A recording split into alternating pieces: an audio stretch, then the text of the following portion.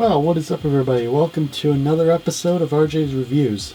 Today we have something that I've had for quite some time, but I've never really gotten around to reviewing.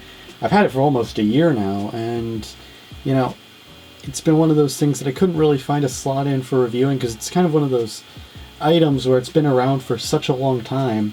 You know, anybody who's into the kind of stuff that I'm into, which clearly you might be, because a lot of my subscribers came for that, but or you may have seen before. But today we have ourselves the P3 Kilowatt. It goes by a much longer name, but I'm not going to say that because it's not really the most catchy of names. But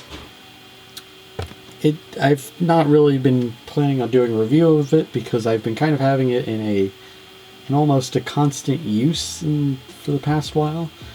But most notably the fact that unfortunately P3 does not seem to be one of the most active companies these days. I don't remember when the last time they actually put out a product was. This seems to be the only product they really kind of sell, I think. But anyway, so this one also kind of gives me a bit more flexibility with measuring things, because you got voltage, you got current, you get wattage, frequency, power factor, and under wattage you can measure the voltamps, which is like apparent power, and then wattage being reactive power, being what the devices claim to be taking. Like in the case of my Linux machine, it was probably like 100 watts, while voltamps was probably measuring somewhere around 50 to 75. And then there's power factor under frequency, because you know you can do the thing, but power factor would probably be wattage divided by the voltamps in this context. Frequency and volts are probably the most expectable ones, and then the purple button, which is probably the best one, is probably because this one can do kilowatt hours, and underneath that, if you press it twice, it can do hours. It can tell you how long this has been plugged in for. It doesn't save it, of course, but it just... Now, I'm not going to take a good look inside of this because I already have, actually, and it's not the most interesting. It's got input protection that's par for the course on these kinds of things, you know, enough to survive 120 volts at 15 amps continuously, which is this extension cable here. So let's just plug this in. I have to put it on an adapter because this one is designed, you know, for the whole 3-prong outlet, and you know, these are the 2 style things. Yeah. So, as you can see, it defaults to voltage readings. Kind of not the best thing I would do if I were doing the software, because the concept is that you're supposed to be able to measure the wattage that is coming out of these. We have ourselves a phone charger. I still got the power, the USB tester attached to it.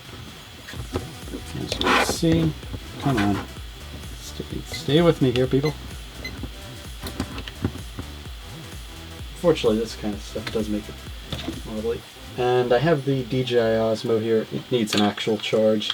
I'm gonna charge it as an example on camera. So there we are, measuring the wattage of the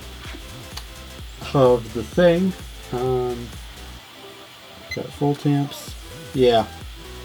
So, you know, you get to measure the frequency and power factor. Not too good, but not too bad, you know. 0.6. Par for the course. We're not reviewing the adapter, of course. We're just reviewing the thing. But yeah, unfortunately, because our load is so low, we won't see this move up a bit. But you can literally see a literal timer of this. I'm